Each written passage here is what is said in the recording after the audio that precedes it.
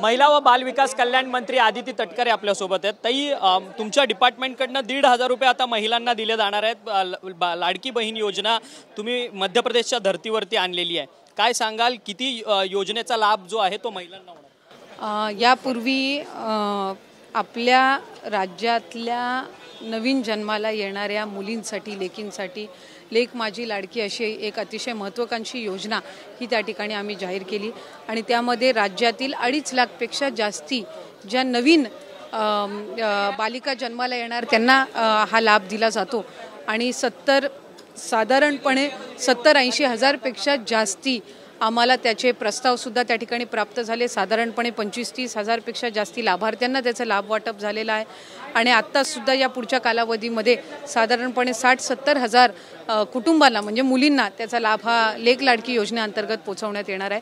आज जी काही अर्थसंकल्पामध्ये घोषणा करण्यात आली त्यामध्ये मुख्यमंत्री माझी बहीण लाडकी बहीण ही योजना त्या ठिकाणी जाहीर करण्यात आली आणि यातून 2.5 कोटीपेक्षा जास्ती महिलांना या योजनेअंतर्गत लाभ होणार आहे आणि त्यांच्या खात्यात थेट 1,500 रुपये इतके हे महाराष्ट्र शासनाकडून महिला व बालविकास विभागाअंतर्गत। याच योजनेला विरोध आहे कारण की थेट पैसे जमा होणार आहेत महिलांच्या खात्यात। याच योजनेला त्यांचा विरोध आहे की ही निवडणुकीच्या अनुषंगाने आणलेली योजना। आजपर्यंत जर आपण बघितलं तर डीबीटी थेट लाभ देणं या योजना सर्वात जास्ती यशस्वी ठरतात कारण तिथं मधला कुठला मार्ग नसतो।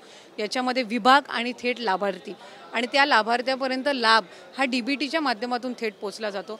आज जर तुम्ही बघितलं तर इतर ज्या योजना आहेत, आज कृषी विभागाअंतर्गत ज्या योजना आहेत किंवा तुमच्या शालेय शिक्षण विभागाअंतर्गत सुद्धा काही योजना आहेत, उच्च तंत्र शिक्षण विभागाअंतर्गत सुद्धा योजना आहेत, यासुद्धा अधिकाधिक डीबीटी मार्गच त्या ठिकाणी म्हणजे थेट लाभार्थ्याच्या अकाउंटमध्ये तो निधी वितरित होणं, मला वाटतं या निर्णयाचं सगळ्यांनी स्वागत केलं पाहिजे कारण याला कुठेही फिल्टर्स नसतात।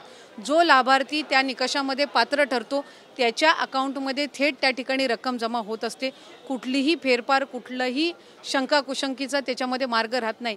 याच्यापेक्षा चांगला खऱ्या अर्थानं थेट लाभार्थ्यांना थेट त्याच्या अकाउंटमध्ये लाभ मिळणं, मला वाटतं या निर्णयाचं तर खऱ्या अर्थानं सर्वांनी स्वागत केलं पाहिजे। धन्यवाद ताई, तुम्ही आमच्याशी बातचीत केली। राज्याची महिला व बाल विकास कल्याण मंत्री आदिती तटकरे होते आपल्यासोबत बोलताना। खरं तर डीबीटी योजनेमार्फत या लेक लाडकी आणि लाडकी बहीण या योजनेचा फायदा जो आहे तो सर्वांना होत असतो, त्यामुळे या योजनेचा विरोध करू नका असं एक आव्हान जे आहे ते आदिती तटकरे यांनी आपल्याशी बोलताना केलं। व्हिडिओ जर्नलिस्ट रोहनसह अक्षय मंकणी, TV9 मराठी, मुंबई।